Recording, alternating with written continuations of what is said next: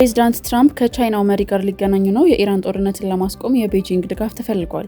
ፈረንሳይ ከቅኝ ግዛት ትስስር ባለፈ ከአፍሪካ ሀገራት ጋር አዲስ ግንኙነት ለመመስረት እየጣረች ነው። የ27 ቢሊዮን ዶላር ኢንቨስትመንትም ይፋ ተደርጓል። ኢትዮጵያና አሜሪካ የሁለትዮሽ ግንኙነታቸውን ይበልጥ ለማጠናከር የሚያስችል የመዋቅራዊ ውይይት ማዕቀፍ በዋሽንግተን ዲሲ ተፈራርመዋል። እንዲሁም በደቡብ ኢትዮጵያ ክልል በኮሪ ዞን የሚካሄደው የ7ኛው ሀገራዊ ምርጫ ሂደት ላይ በተለያዩ የምርጫ ስነ ምግባር ጥሰቶችና የህግ ጥሰቶች ምክንያት በነዋሪዎች ላይ ከፍተኛ ስጋት እየተፈጠረ መሆኑ ተገልጿል። የዛሬ አበይት ዜናዎቻችን ናቸው። ከቀናት ላይ 8 ደቂቃዎችን ብቻ በመስጠት በየዕለቱ አዳዲስና ወቅታዊ መረጃዎችን ያገኙ። የዩቲዩብ ገጻችንን ሰብስክራይብ በማድረግ ቤተሰብ ይሁኑን። የእናንተ ሰብስክራይብ ማድረግ ለእኛ ትልቅ ብርታት መሆኑን አምናችሁ ቤተሰብ የሆናችሁንን ከልብ እናመሰግናለን። መረጃ ለሚያስፈልጋቸውና ለሚገባቸው በሙሉ እንዲደርስ ላይክ እና ሼር በማድረግ ይበኩላችሁን ተወጡ። ፈጣን ዜና፣ ታማኝ መረጃ፣ ዓለምን በ8 ደቂቃ አብራችሁን ቆዩ። ወደ ዝርዝሩ እናልፋለን።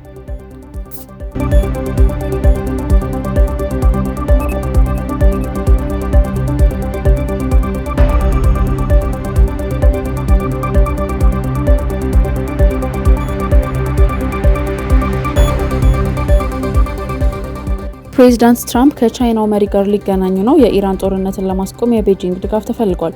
የአሜሪካው ፕሬዚዳንት ዶናልድ ትራምፕ በዚህ ሳምንት ወደ ቻይና የሚያደርጉት ጉዞ ከሀገሪቱ ጋር ያለውን የንግድ ግንኙነት ከማደስም ባለፈ በኢራን ላይ የከፈቱት ጦርነትን ለመቋጨት የቻይናን እገዛ ለማግኘት ያለመ መሆኑ ተገልጿል።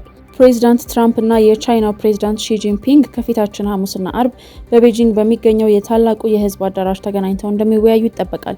ይህ ስብሰባ ሁለቱ መሪዎች ካለፈው ጥቅምት ወር ወዲህ የሚያደርጉት የመጀመሪያው ግንኙነት ነው። በአሁኑ ወቅት በአሜሪካ ህዝብ ዘንድ ዝቅተኛ ድጋፍ ያለው የኢራን ጦርነት ለትራምፕ ትልቅ ራስ ምታት ሆኗል። ትራምፕ ኢራን ወደ ድርድር ጠረጴዛ እንድትመጣና ጦርነቱ እንዲያበቃ ቻይና ተጽዕኖ እንድታደርግ ይፈልጋሉ።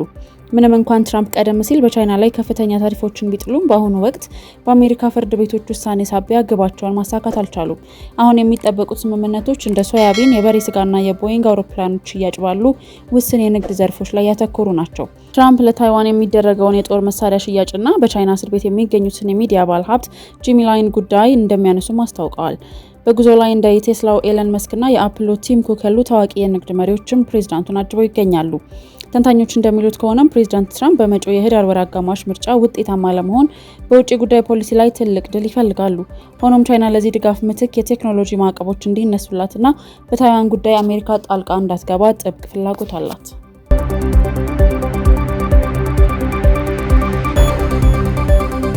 ፈረንሳይ ከቅኝ ግዛት ትስስር ባለፈ ከአፍሪካ ሀገራት ጋር አዲስ ግንኙነት ለመመስረት እየጣረች ነው። የፈረንሳዩ ፕሬዚዳንት ኢማኑኤል ማክሮን በኬንያ ዋና ከተማ ናይሮቢ እየተካሄደ የሚገኘውን አፍሪካ ፎርዋርድ የተሰኘውን የንግድና ኢንቨስትመንት ጉባኤ ከኬንያ አቻቸው ዊሊያም ሩቶ ጋር በመሆን በጋራ እየመሩ ይገኛሉ።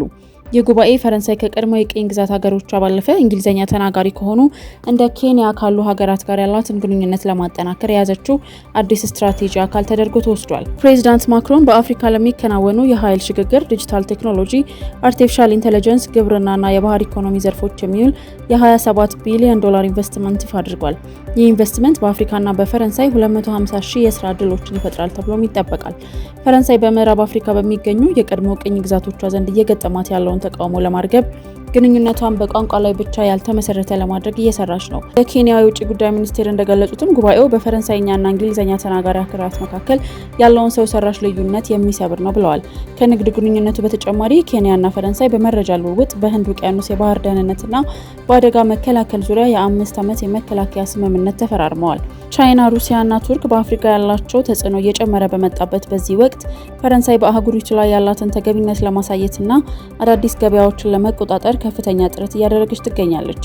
ፕሬዚዳንት ማክሮን በናይሮቢ ዩኒቨርሲቲ ባደረጉት ንግግር አፍሪካን እንደ ፈረንሳይ የግል ይዞታ አድርገን ማየትን ማቆም አለብን በማለት ሀገራቸው ከአህጉሪቱ ጋር እኩልነት ያለው ግንኙነት ለመመስረት ቁርጠኛ መሆኗንም ገልጸዋል።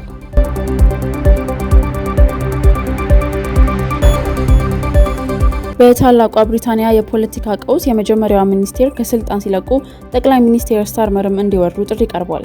በታላቋ ብሪታንያ በጠቅላይ ሚኒስቴር ኪር ስታርመር የሚመራው የሌበር ፓርቲ መንግስት ከፍተኛ የፖለቲካ ቀውስ ውስጥ መግባቱ ተገልጿል። የልማት እምነትና ማህበረሰብ ጉዳዮች ሚኒስቴር የሆኑት ሚያታም ዛሬ ጠዋት ከስልጣናቸው መልቀቃቸውን ያስታወቁ ሲሆን ጠቅላይ ሚኒስቴሩን በፈቃዳቸው እንዲወርዱ ጥሪ አቅርበዋል። ሌበር ፓርቲ በቅርቡ በተካሄደው ምርጫ ያስመዘገበው ውጤት ዝቅተኛ መሆን በፓርቲ ውስጥ ከፍተኛ ቅሬታን ፈጥሯል።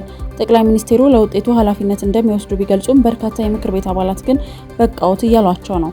ሚኒስትር ሚያታ ከስልጣን የለቀቁ የመጀመሪያዋ ከፍተኛ ባለስልጣን ሆነዋል።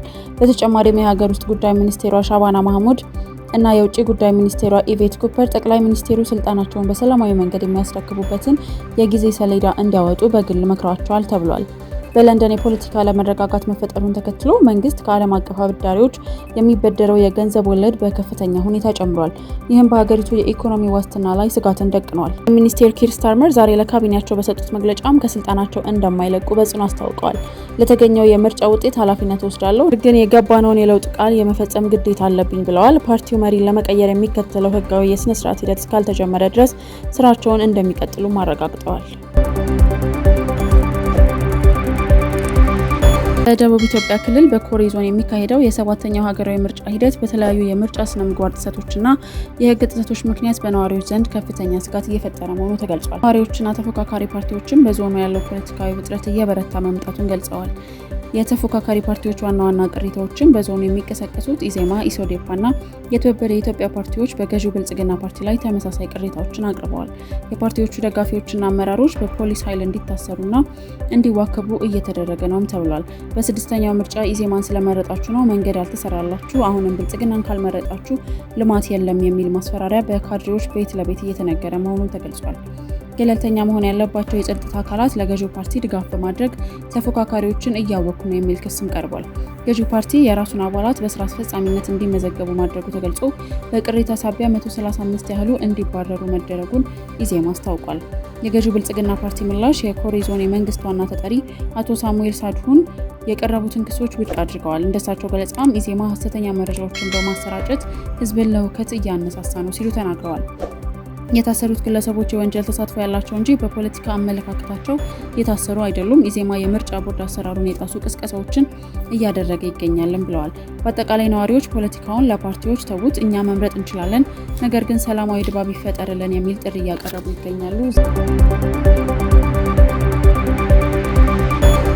ኢትዮጵያና አሜሪካ የሁለትዮሽ ግንኙነታቸውን ይበልጥ ለማጠናከር የሚያስችል የመዋቅራዊ ውይይት ማዕቀፍ በዋሽንግተን ዲሲ ተፈራርመዋል። ስምምነቱ በሁለቱ ሀገራት መካከል ያለውን ዘመናዊ ትብብር ወደ ላቀ ደረጃ ያሸጋግራል ተብሎም ይጠበቃል። ስምምነቱን የኢትዮጵያ የውጭ ጉዳይ ሚኒስቴር ጌዲዮን ጢሞቴዎስና የአሜሪካ የፖለቲካ ጉዳዮች ምክትል ሚኒስቴር አሊሰን ሁከር ተፈራርመውታል። ይህ አዲስ ማዕቀፍ በዋናነት በአራት ዋና ቁልፍ ጉዳዮች ላይ ያተኩራል።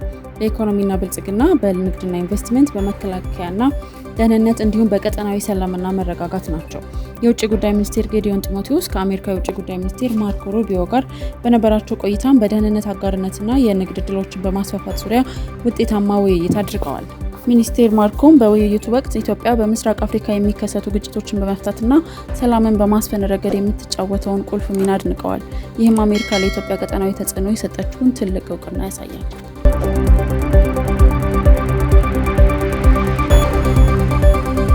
የዛሬው የዜና 08 መረጃዎቻችን ይህንን ይመስሉ ነበረ። በየዕለቱ አዳዲስና ወቅታዊ መረጃዎችን ለማግኘት የዩቲዩብ ገጻችንን ሰብስክራይብ አድርጎ የደወል ምልክቷን የሚጫኑ ፈጣን ዜና፣ ታማኝ መረጃ ዓለምን በ8 ደቂቃ። እናመሰግናለን።